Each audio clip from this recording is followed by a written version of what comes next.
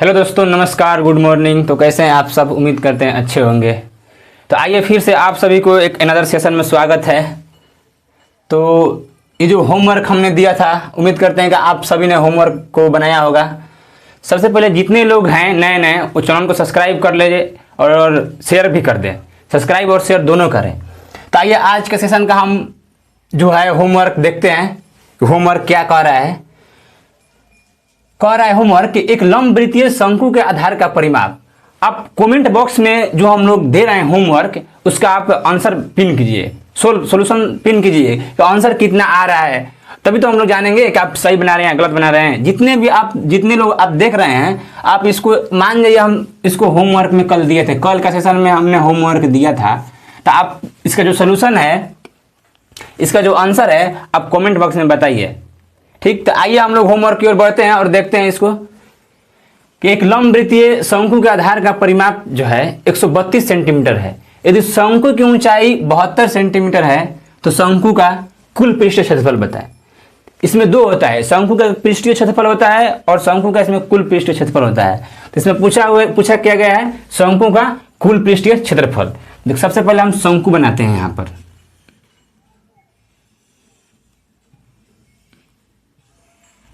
ये हमारा शंकु है, जो कि ये त्रिज्या होता है और ये हाइट होता है, हाइट और त्रिज्या, और ये एल होता है। तो बोल रहा है कि शंकु का कुल पृष्ठीय क्षेत्रफल क्या होगा।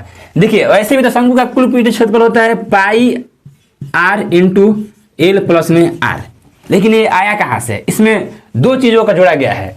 देखिए, शंकु का वो पृष्ठीय क्षेत्रफल कितना होता है? पाई आर एल। शंकु का वक्र पृष्ठीय क्षेत्रफल यानी किनारे किनारे, आप यहां से अगर दिखाई दे रहा है तो ऊपर जाइए और ऊपर से यहां आइए। इसका किनारे किनारे का क्षेत्रफल कितना होता है? पाई आर एल। और जो इसके अंदर में एक वृत्त है और इसको हम जोड़ देंगे पाई आर स्क्वायर, तो यही हमारा कुल पृष्ठीय क्षेत्रफल हो जाएगा। देखिए, यहां से हमने क्या किया है? पाई और आर को कॉमन ले लिया है। पाई आर को जब यहां से हम कॉमन लेंगे तो पाई आर को कॉमन ले लिए तो एल और प्लस में आर बच गया। तो यहीं से हम डायरेक्ट लिखते हैं कि शंकु का जो कुल पृष्ठीय क्षेत्रफल होता है, टोटल सरफेस एरिया। अब जितना हो सके, हिंदी हो या इंग्लिश हो या मैथ हो, अब शॉर्ट से शॉर्ट लिखने की कोशिश करें या कैलकुलेशन हो। देखिए, टोटल सरफेस एरिया हमारा कितना है? पाई आर ब्रैकेट में एल प्लस में आर। आइए इसको हम समझते हैं। सबसे पहले देखेंगे यहाँ पर हमारा परिमाप दिया है। परिमाप से त्रिज्या निकालने का दो यहाँ पर विधि है। एक क्या होता है कि परिमाप को 2 पाई आर लिख कर भी निकाल सकते हैं 132। और एक क्या होता है वृत्त में कि अगर आपका त्रिज्या,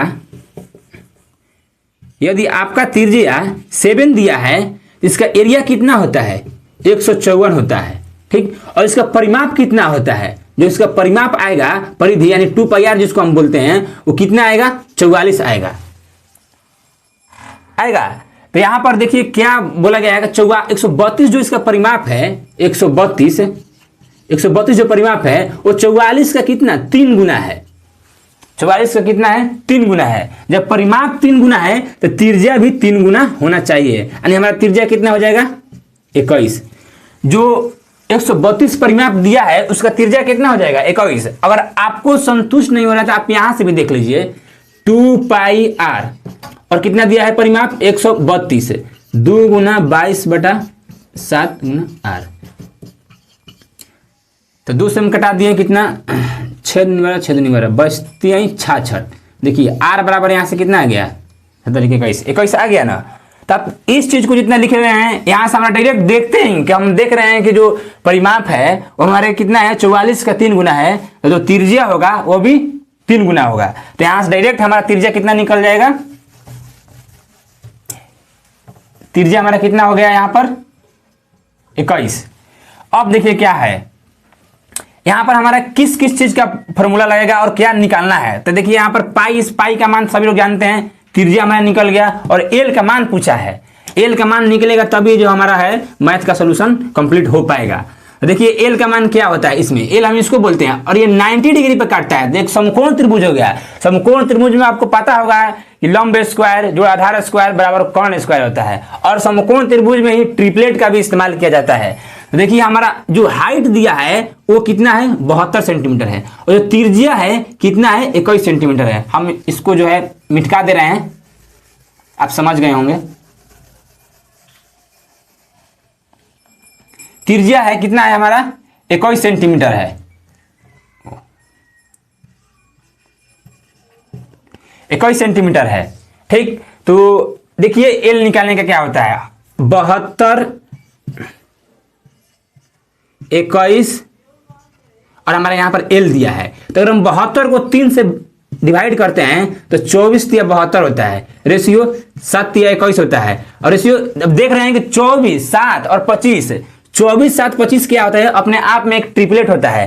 तो हम देख रहे हैं कि यहाँ पर 3 से हम भाग दिए हैं, और 24 में भी 3 से गुना कर दें, 7 में भी 3 से गुना कर दें, तो हम जो हमारा है ओल्ड मान जो है, पुराना मान जो है वो प्राप्त हो जाएगा। और 25 में भी हम 3 से गुना कर दें तो हमारा पुराना मान कितना आएगा, 25 3 75 हो जाएगा। तो हमारा यहाँ से एल का मान कितना आ गया, 75 आ गया। यहाँ से आप ट्रिपलेट भी निकाल सकते हैं। ठीक, अगर आपको ट्रिपलेट नहीं याद है तो आपको क्या करना पड़ेगा, यहाँ से 72 का स्क्वायर प्लस 21 के स्क्वायर बराबर एल स्क्वायर। ये तो हाईवे किया है, आप इससे बना सकते हैं, लेकिन इससे टाइम बहुत ज़्यादा जाएगा। तो हमारा यहाँ से कितना मान आ गया, एल का मान 75 आ गया। तो आइए हम लोग यहाँ पर देखते हैं, 22/7 गुना त्रिज्या कितना है 21 है, और 75 प्लस में 21, 22 बटा में यहाँ से हम 7 से कटा दिए 3, बचती हैं 66 हो गया, और गुना 21 है ना यहाँ पर, तो 75 और 75 में एक दिन 76 अब इस कितना होता है 96। तो 66 गुना 96 करेंगे, यानी 66 का 36, इकाई अंक हमारा कितना होगा 6 वाला होगा। तो इकाई अंक हमारा किस में है, 6 में है। आप यहाँ इकाई अंक से भी मिला सकते हैं, और गुना कीजिएगा तो 36 हमारा सेंटीमीटर स्क्वायर हो जाएगा। तो उम्मीद करते हैं कि आपको जो ये सोल्यूशन है समझ में आया होगा। आइए हम लोग अगले सवाल की ओर बढ़ते हैं। ALP 2018 का पूछा हुआ क्वेश्चन है। देखिए देखने में कितना बड़ा क्वेश्चन लग रहा है, लेकिन इस क्वेश्चन का सोल्यूशन जो है ना सिर्फ 3 लाइन में है, सिर्फ 3 लाइन में है। क्वेश्चन क्या कर रहा है कि A और B एक कार्य को 12 दिनों में पूरा कर सकते हैं। हालांकि एक कार्य को पूरा होने से कुछ दिन पहले छोड़ना पड़ा। जो कार्य है, मान लीजिए कोई निश्चित टाइम पर कार्य पूरा हो रहा है, और उससे जो A है कुछ दिन पहले ही कार्य छोड़ दिया, कुछ दिन पहले कार्य छोड़ना पड़ा, और इसलिए कार्य को पूरा करने में कुल 16 दिन लगे। कितने दिन लगे, 16 दिन लगे। यदि A अकेले काम को 21 दिनों में पूरा करता है, तो काम खत्म होने से कितने दिन पहले A ने काम छोड़ा। तो आइए इसको हम देखते हैं, इसका सोल्यूशन क्या कह रहा है। बोल रहा है कि A और B जो है कितना 12 दिनों में काम करता है। यदि A अकेले इस काम को कितने दिन में करता है, 21 दिन में करता है, और A कितने दिन में कर रहा है, 21 दिन में करता है। तो यहाँ से हम ले लिए 84, बात सकते 84 और 21 चौक हमारा कितना हो जाएगा, 84 हो जाएगा। तो A का एफिशिएंसी कितना हो गया 4, और B का कितना आएगा। यहाँ से हम तो B के क्या करेंगे, तो A 7 में से 4 को घटाएंगे तो B का एफिशिएंसी आ जाएगा। B का एफिशिएंसी यहाँ पर कितना आ गया 3। अब क्वेश्चन देखिए पढ़िए, यहाँ से क्या, यहाँ से देखिए क्वेश्चन को पढ़िए। छोड़ना पड़ा और इसलिए कार्य को पूरा करने में कुल 16 दिन लगे। B तो देखिए बीच में से छोड़कर चला गया, लेकिन A जो है बीच में से छोड़कर चला गया, लेकिन B जो है वो 16 दिन तक कार्य किया है। तो B कितना कार्य किया है, तो B का कार्य 16, एफिशिएंसी कितना है इसका 3, 48 काम, टोटल 84 काम है, इसमें से B ने 48 काम किया है। तो इसमें से हम 48 को घटाएंगे तो शेष कितना आएगा 36 काम। जो 36 काम है वो कौन किया है, 36 काम A किया है। एक काम कर चला गया है, लेकिन कितना काम कर चला गया है पता नहीं है, लेकिन यहां से हमको पता हो गया कि A ने जो 36 काम कर चला गया है। तो A जब है, A कितना है यहाँ पर, A का एफिशिएंसी 4 है, वो 4 काम कर रहा है। 1 घंटा में दिन दिया ना, यहाँ 1 दिन में वो काम कितना कर रहा है, 4 काम कर रहा है। तो 36 काम को करने में 9 दिन, 9 डेज। तो A जो है 9 दिनों तक काम किया है, लेकिन काम टोटल खत्म कितना हुआ है 16 दिन में।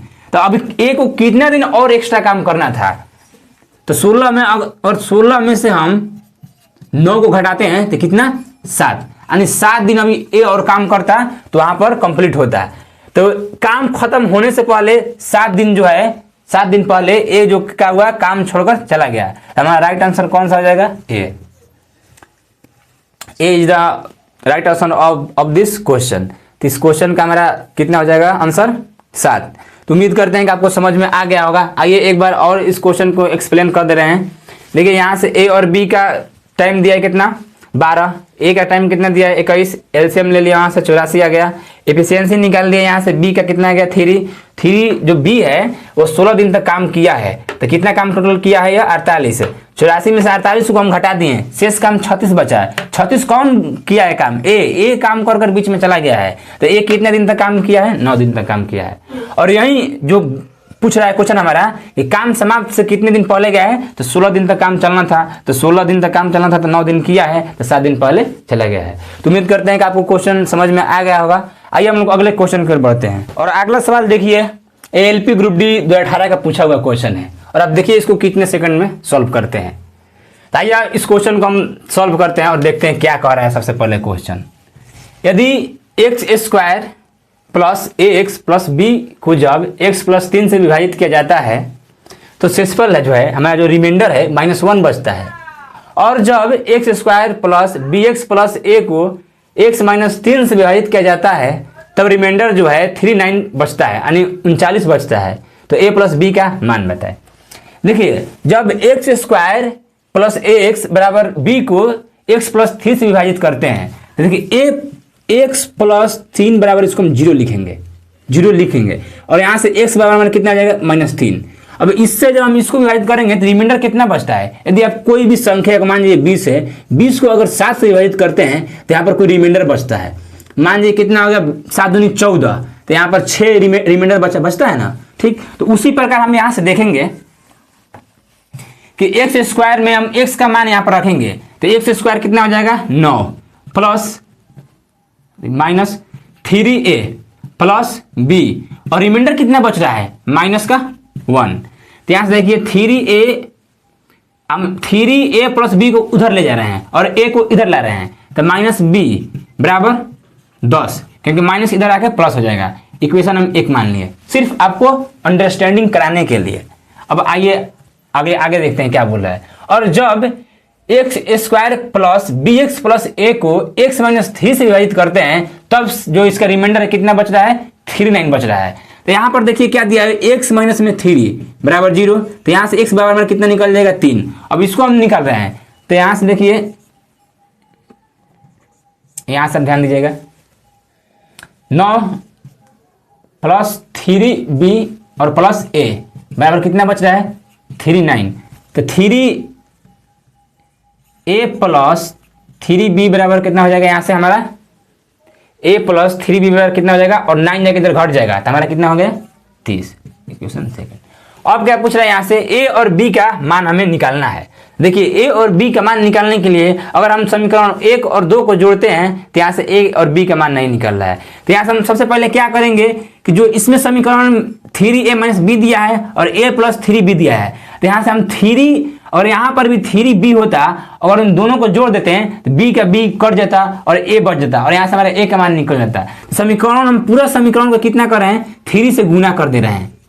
जब 3 से गुना करेंगे तो देखिए क्या 9a हो जाएगा यहाँ पर -3b बराबर 30 हो गया नया समीकरण। अब देखिएगा यहाँ पर हो गया। अगर हम इसको अब जोड़ते हैं, इन दोनों को जोड़ते हैं, देखिए क्या होगा? जोड़ेंगे, डायरेक्ट हम जोड़ रहे हैं, यहाँ पर लिख नहीं रहे हैं। यहाँ से जोड़ेंगे तो 3a और 3b और 3b कट जाएगा क्योंकि माइनस में है और एक प्लस में है। जब कट जाएगा तो 9a और a 9a और a कितना हो जाएगा? 10a।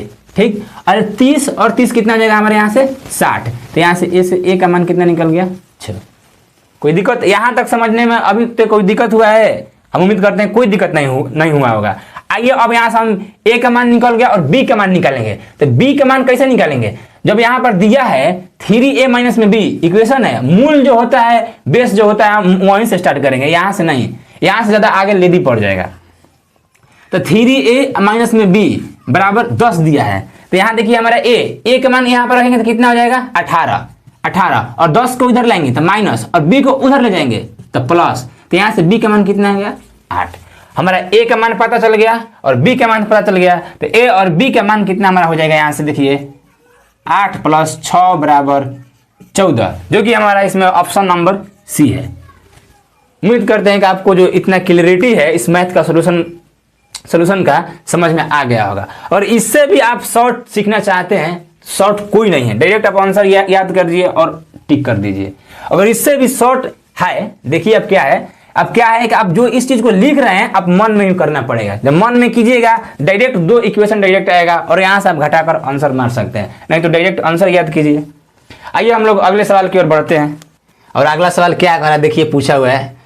इससे पहले पिछला सेशन में इस प्रकार का हमने सवाल करा दिया है, लेकिन सिर्फ वहां पर क्या पूछा था, n + 1/n पूछा होगा। और यहाँ पर क्या पूछ रहा है, n का मान पूछ रहा है। देखिए यहाँ पे क्या होगा, यहाँ पर क्वेश्चन में क्या दिया है, क्वेश्चन में दिया है कि 1/n का मान दिया है। हम डायरेक्ट लिख रहे हैं, आपको एक स्टेप कम कर दे रहे हैं। अगर एक स्टेप चाहते हैं और बढ़ा दे रहे हैं तो सिर्फ हम क्वेश्चन को उतारेंगे, लेकिन क्वेश्चन इस पर दिया हुआ है, एक स्टेप लिखने से कोई फायदा है नहीं।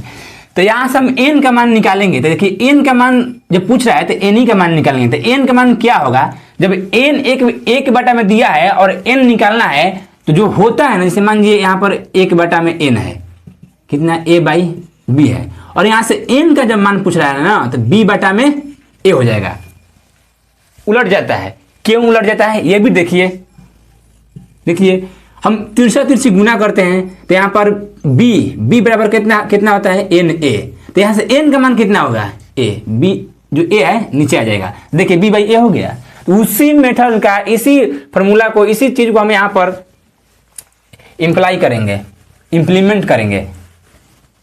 देखिए n बराबर कितना हो जाएगा, जो नीचे है वो ऊपर चला जाएगा, रूट में 6 - √5 बटा रूट में 6 + √5।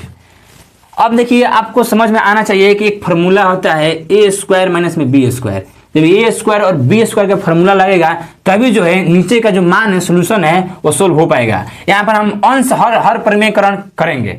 अंश हर प्रमेयकरण करने का मतलब है कि जो अंश में हमें मान दिया हुआ है उस मान को ऊपर नीचे हम गुना करेंगे। देखिए √6 - √5 को हम ऊपर नीचे गुना कर रहे हैं। अब देख रहे हैं यहाँ पर कि a + b और a - b में फॉर्मेट में टूट गया, जो कि a² - b² बराबर क्या होता है, a + b और a - b। तो आगे देखिए यहाँ पर क्या होगा, √6 - √5 यहाँ पर डबल है तो ये स्क्वायर हो जाएगा। रूट में 6 - √5 का होल स्क्वायर हो जाएगा, और नीचे क्या हो जाएगा, a + b और a - b, यानी a² और माइनस में b²। जब a² - b² है तो यहाँ पर √6 है, तो स्क्वायर से हट जाएगा रूट, तो 6 और माइनस में 5 हो जाएगा। तो हमारे यहाँ पर देखिए अब क्या होगा, a + b का हम डायरेक्ट लिख रहे हैं। आप यहाँ पर हम एक लाइन को कम कर रहे हैं कि a - b का होल स्क्वायर क्या होता है, a² + b²। तो रूट में है तो रूट हटेगा तो कितना हो जाएगा, 11, यानी 6 + में 5, a² + b²। हमारा 6 और 5 हो गया कितना, 11, a² + b², -2ab। तो रूट में कितना हो जाएगा हमारा 30। √6 और √5 को हम क्या लिख सकते हैं, √30। ठीक, तो यहां पर हमारा कितना हो जाएगा, यहां पर हमारा कितना हो जाएगा 11 - 2 √30 और बाटा में कितना हो जाएगा 1। तो यहां पर 11 - 2 √30 जो है 30 जो है हमारा राइट आंसर हो जाएगा। तो उम्मीद करते हैं कि आपको क्वेश्चन समझ में आ गया होगा। आइए अगले सवाल की ओर बढ़ते हैं। और अगला सवाल कह रहा है कि 69 + 28 √5 के वर्गमूल के धनात्मक वर्ग का मान क्या होगा। अब देखते हैं कि इस प्रकार के सवाल को सॉल्व करने के लिए सबसे पहले हमें किस फॉर्मेट में लाना पड़ता है, a + b का होल स्क्वायर में या a - b का होल स्क्वायर में। इस फॉर्मेट में हम इस सवाल को लाएंगे तभी जो है इसका हम वर्गमूल निकालेंगे तो रूट से जो स्क्वायर है कट जाएगा और a + b का मान हमारा आ जाएगा, चाहे a - b का मान आ जाएगा। तो यहाँ पर a + b यानी प्लस दिया है तो a + b में b के फॉर्मेट में हमें लाना होगा। आइए हम इस सवाल को देखते हैं, सवाल क्या कर रहा है। तो जब a + b के फॉर्मेट में लाएंगे तो यहाँ हमारा क्या होगा, इसको हम क्या मानते हैं, इसको 2ab मानते हैं। 2ab मानेंगे, जब 2ab मानेंगे तो दो तो ऑलरेडी इसमें सम्मिलित है, ठीक, और जब दो सम्मिलित है तो इसमें यहां पर कितना हो गया 14√5। 14√5 है हमारा ab का मान हो जाएगा 14√5। तो देखेंगे कि यहाँ से 14 को अगर हम a मानते हैं और b को हम मानते हैं √5 तो नहीं होगा, क्योंकि 14 के स्क्वायर काफी ज्यादा चल जाएगा। इसको हम तोड़ेंगे, कितना तोड़ेंगे देखिए, तो इसको हम कितना यहाँ से तोड़ेंगे 14 दूनी 28, तो यहाँ से हमारा हो जाएगा आपका 2√7, 2 गुना 7 और रूट में 5 करेंगे तो यहाँ से आप देखिए, अगर हम इसको इस प्रकार न लिखकर इस प्रकार लिख देते तो क्या दिक्कत है, रूट में 20, यानी रूट में क्या है 5 गुना √4। इसको हम इस प्रकार नहीं लिखकर इस प्रकार लिख दें तो कोई दिक्कत है, कुछ दिक्कत नहीं है, क्योंकि अगर 4 का रूट निकालिएगा तो दो ही आएगा, लेकिन हम 2 को यहाँ पर रूट में डाल दिए, जब रूट में डाल दिए तो रूट में कितना हो गया यहाँ पर हमारा 4 आ गया, तो यहाँ पर कितना हो जाएगा हमारा 7√5 हो गया। तो यहाँ से हम देख रहे हैं, क्या देख रहे हैं कि यहाँ पर हमारा a का मान कितना आ गया 7 और b का मान कितना आ गया b। इस चीज को हम निकालेंगे, देखिए a का मान 7 आ गया और b का मान 20 आ गया, तो यहां से हम करेंगे तो क्या हो जाएगा 2 गुना 7 रूट में 7 गुना √20, यानी 7 दूनी 14, 14 दूनी 28 है, 14 दूनी 28 √5 हमारा यहाँ पर आ जाएगा, क्योंकि यहाँ से हमारा 2 भी निकलेगा। तो आइए हम इसको देखते हैं आगे। उम्मीद करते हैं यहाँ पर समझ में आ गया आपको। इसको हम हटा दे रहे हैं। a का मान हमारा कितना आया था, a का मान आया था 7 और b का मान कितना आया था √20, तो 7 प्लस रूट में 20 यानी a स्क्वायर और प्लस में a स्क्वायर प्लस यहाँ पर हमारा 2ab दिया हुआ है, 2ab जब दिया हुआ है तो 28√5। तो आप देख रहे हैं कि a प्लस b का होल स्क्वायर पे यह फिट हो रहा है, बैठ रहा है, तो 7 प्लस में √20 जो √20 का होल स्क्वायर होगा, और इसी का क्या पूछ रहा है वर्गमूल पूछा है। जब इसी का जब हम वर्गमूल करेंगे यहाँ से तो रूट से स्क्वायर रूट हट जाएगा, स्क्वायर से स्क्वायर रूट हट जाएगा तो कितना बचेगा 7 प्लस में √20, और √20 को हम क्या लिख सकते हैं 2√5 लिख सकते हैं, √20 को हम 2√5 लिख सकते हैं। तो हमारा आंसर कितना हो जाएगा 7 plus 2√5, 7 plus 2√5 option number A is the right answer of this question. तो जितने भी हमने लिखा है यहाँ पर आपको बताया है, सिर्फ समझने के लिए बताया। अगर बनाना होता, अगर एग्जाम में रियलिटी अगर हम आपको बताएं बनाना होता तो इस सारे इतना लिखने की कोई झमेल नहीं है, क्योंकि आपको ऑलरेडी पहले से पता होना चाहिए कि यहाँ जो मान दिया है हमारा वो 2ab मान दिया है, और वहाँ से हम a और b का मान निकालेंगे तब जाकर हमारा आंसर आएगा। और इससे भी कोई शॉर्ट मेथड होगा तो आप कमेंट बॉक्स में पिन कीजिएगा, बताइएगा, कमेंट बॉक्स में कमेंट कीजिएगा, हाँ इससे भी शॉर्ट मेथड है यहाँ पर। तो आइए, उम्मीद करते हैं कि आपको समझ में आ गया होगा। यह भी रेलवे का सवाल है। आइए आगे हम लोग बढ़ते हैं अगले सवाल की ओर। हम अगले सवाल को देखते हैं, और ये देखिए सेकंडों का सवाल है, मिनटों का नहीं सेकंडों का सवाल है, लेकिन आप देखते हैं इसमें कितना टाइम लगा रहे हैं आप लोग। सवाल क्या कर रहा है कि 5 क्रमागत विषम संख्याओं का औसत जो है 27 है, यानी 27 है, और पहले और अंतिम संख्या का गुणक क्या होगा, यानी गुणनखंड क्या होगा, पहले और अंतिम संख्या का गुणनखंड क्या होगा। तो आइए इस सवाल को देखते हैं हम। सवाल कर रहा है कि 5 विषम संख्या है और उसका एवरेज दिया है, कितना दिया है 27 दिया है। तो आपको पता होगा कि जो एवरेज होता है वो हमेशा क्या मिडिल नंबर होता है, यानी बीच वाला जो होता है संख्या, जो बीच वाला हमारा जो संख्या होता है वही हमारा एवरेज होता है। यदि 5 संख्या मान ले, 2 संख्या इधर मान ले और 2 संख्या इधर मान ले, तो जो बीच वाला संख्या होगा वही हमारा क्या होगा एवरेज होगा। तो बीच वाला संख्या हमारा कितना दिया है, यहाँ पर कितना दिया है 28 दिया है, 27 दिया है। तो अब क्रमागत कह रहा है, ऐसा बात नहीं कि यहाँ पर 27 लिख दिए और आगे जाकर हम 37 लिख देंगे, आगे जाकर हम 47 लिख देंगे, 49 लिख देंगे, नहीं, क्योंकि क्रमागत बोल रहा है, क्रम से बोल रहा है। जिसे क्रम होता है 1 2 3 4, उसी प्रकार से जहां से संख्या स्टार्ट हुआ है उसका क्रम बोल रहा है। जब हमारा एवरेज 27 हो गया तो 27 में हम विषम संख्या क्या करेंगे, 2 जोड़ेंगे, 27 2 कितना हो गया 29, 29 में हम और 2 जोड़ेंगे और 1 जोड़ेंगे तो 28 आ जाएगा, जो कि 28 सम संख्या हो जाएगा। सम संख्या के बारे में बात कर ही नहीं रहा है, बात कर रहे हैं विषम संख्या ऑड नंबर के बारे में। 27 में 2 जोड़े 29, 29 में 2 जोड़ेंगे 31 यानी 31, ठीक, इसी प्रकार हम दो घटाएंगे। अगर 27 में से 2 घटाते हैं यहाँ पर तो कितना आ रहा है 35, और 35 में से 2 घटाएंगे तो कितना आएगा यहाँ पर 23। तो आपको यहाँ पर दिखाई दे रहा है कि फर्स्ट नंबर, हमारा फर्स्ट नंबर और जो 5 नंबर है, दोनों का अंतिम संख्या का जो अंतिम संख्या है उसका मान पता चल गया। जब मान पता चल गया तो यहाँ से हम गुना करेंगे, 23 गुना में 31, तो इसमें इकाई अंक 3 है और इसमें इकाई अंक 1 है, तो 1 में और 3 में गुना करेंगे तो इकाई अंक हमारा 3 आएगा। तो इकाई अंक हमारा 3 वाला ऑप्शन नंबर सी, यानी 713 हमारा आंसर हो जाएगा इस सवाल का। आइए, अगर आपको विश्वास नहीं है तो देख लेते हैं हम 23 गुना 31 करके। अब इसको गुना किस प्रकार कीजिएगा, 23 एकम 23, 23 या 69 अदू 71। देखिए, जब आप कॉन्सेप्ट आपका सही रहेगा, मेथड आपका सही रहेगा, तो आंसर आपका कभी भी गलत नहीं हो सकता है, भले आप इकाई अंक से या सम डिजिट से बनाइए। तो उम्मीद करते हैं कि आपको जो ये सवाल है समझ में आ गया होगा। और ये अगला सवाल आपको होमवर्क में देते हैं और आपको होमवर्क में इसका आंसर बताना है कमेंट बॉक्स में कि कितना आंसर आ रहा है। उम्मीद करते हैं जो सेशन हम लोग लाए हैं प्रीवियस ईयर मैथ का पसंद आ रहा होगा, और डेफिनेटली पसंद आएगा तो चैनल को लाइक, सब्सक्राइब और शेयर जरूर करें। धन्यवाद।